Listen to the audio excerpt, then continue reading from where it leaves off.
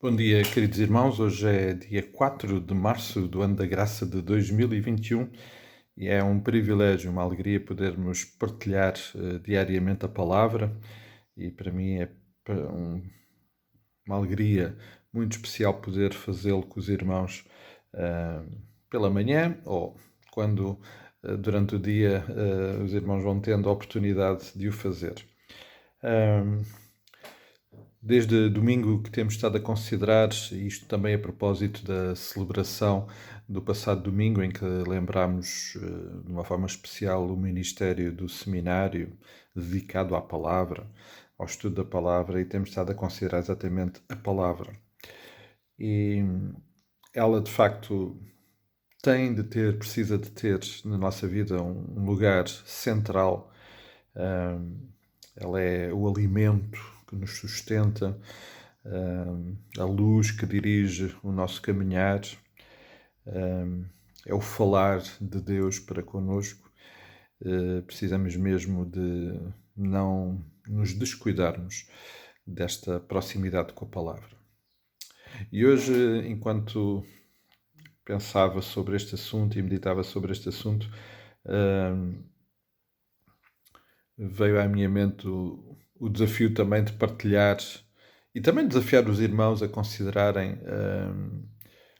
aquele texto bíblico, aquele texto da palavra que está sempre presente. Como alguém uma vez dizia, se só tivéssemos uma página da Bíblia, qual seria ela? Que texto estaria naquela página que gostaríamos de ter connosco todos os dias, se só pudéssemos ter uma página da Bíblia? Obviamente toda a palavra é especial e temos sempre muitos textos que nos são importantes. Mas eu queria hoje partilhar com os irmãos um texto que me é sempre muito importante, que sempre vem ao meu coração, em diversos momentos e por diversas razões. É um texto que encontramos na carta, na carta de Paulo aos Romanos, no capítulo 8, um texto muito conhecido por todos nós.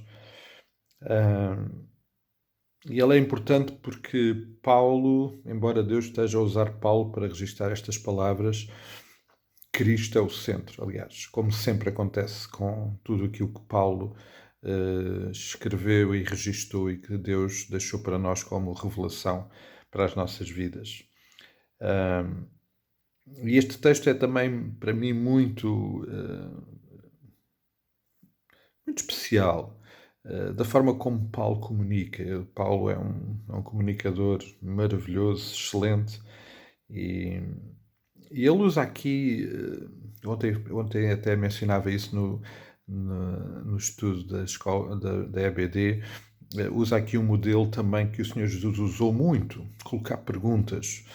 E este texto, de facto, são uma série de perguntas que Paulo coloca, para as quais, obviamente, a resposta é sempre Cristo, é sempre a expressão do amor e do cuidado do nosso Deus. E o texto começa logo com uma pergunta: que diremos, pois, à vista destas coisas? E o que Paulo tem vindo a falar antes destas coisas é uma sucessão de ensinos, e pronto, não cabe agora aqui lembrar toda a intensidade do ensino desta carta de Romanos, que nós já tivemos a oportunidade de estudar durante muitos meses, à quarta-feira.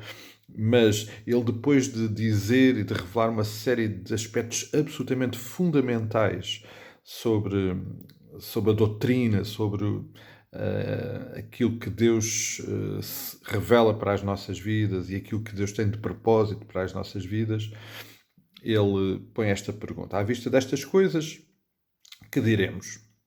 Se Deus é por nós, quem será contra nós? Esta primeira pergunta para mim é logo muito importante. Em muitos momentos da minha vida, em muitas circunstâncias da minha vida, eu precisei de me lembrar disto. Se Deus é por mim, quem será contra mim? E Paulo continua com mais uma pergunta, o versículo 32, do capítulo 8 de Romanos, a partir do versículo 31. Agora no 32 ele diz: aquele que não poupou o seu próprio filho, antes por todos nós o entregou, porventura não nos dará graciosamente com ele todas as coisas? Mais uma pergunta: será que ele não vai dar quando ele deu o que era mais precioso? Versículo 33. Quem intentará acusação contra os eleitos de Deus? E nós sabemos que há um inimigo que tenta nos acusar. E ele responde: é Deus quem nos justifica. É Ele que é a nossa justificação para qualquer acusação que possa vir sobre nós. Versículo 34. Quem nos condenará? Há pessoas que vivem atormentadas com a noção de que será que eu não vou ser condenado pelos pecados que ainda cometo, mesmo compreendendo e conhecendo o amor de Cristo na cruz?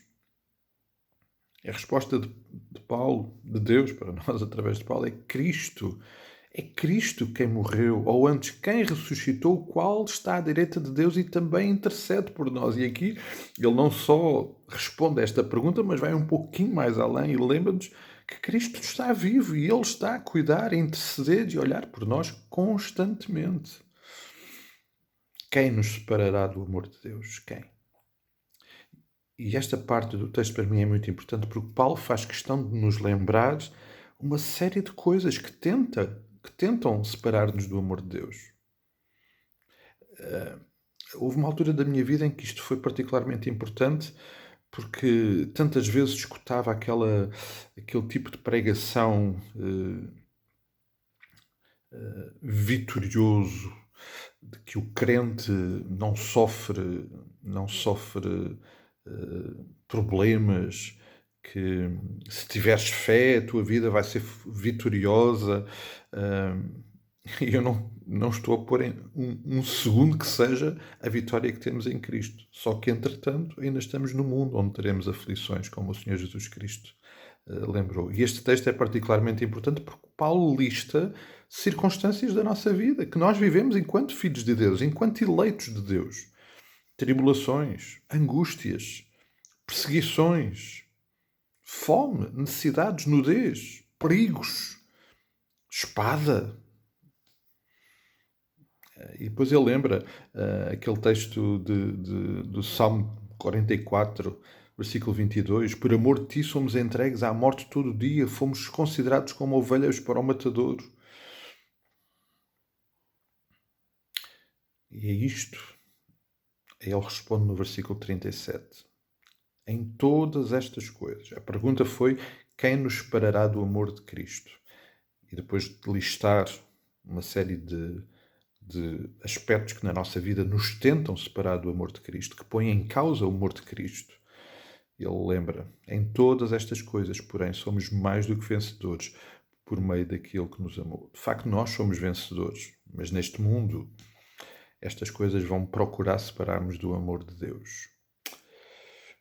Versículo 38, porque estou bem certo que nem a morte, nem a vida, nem anjos, nem principados, nem coisas do presente, nem do porvir, nem os poderes, nem a altura, nem a profundidade, nem qualquer criatura poderá separar-nos do amor de Deus que está em Cristo Jesus, nosso Senhor. Aleluia. Aleluia. Nestes versículos, para além de Paulo responder e resumir tudo o que está a dizer, ele vai lembrar mais alguns aspectos de entidades e de coisas que podem tentar separar-nos do amor de Deus, mas estamos certos que em todas elas somos vencedores. E a nossa vitória vai se consumar no momento em que o Senhor nos chamar à sua presença, ou que o Senhor Jesus Cristo, que está à direita do Pai, que intercede por nós, por determinação do Pai, volte novamente, e aguardamos esse momento também para nos vir buscar e nos levar para a sua presença eterna. E aí, nesse momento, esta vitória vai ser consumada e podemos então desfrutar, então, sem dificuldades, sem nenhuma destas coisas que procuram nos separar do amor de Cristo, viver por toda a eternidade. Até lá, precisamos de nos lembrar disto. Queria só hoje partilhar este texto com os irmãos e, e dizer-vos que sou tremendamente grato ao Senhor por podermos ter esta resposta, estas lembranças de que nada nem ninguém nos separará do amor maravilhoso de Jesus Cristo, o nosso Salvador. Isto anima muito para viver este dia, que certamente vou enfrentar algum destas situações, tal como os irmãos.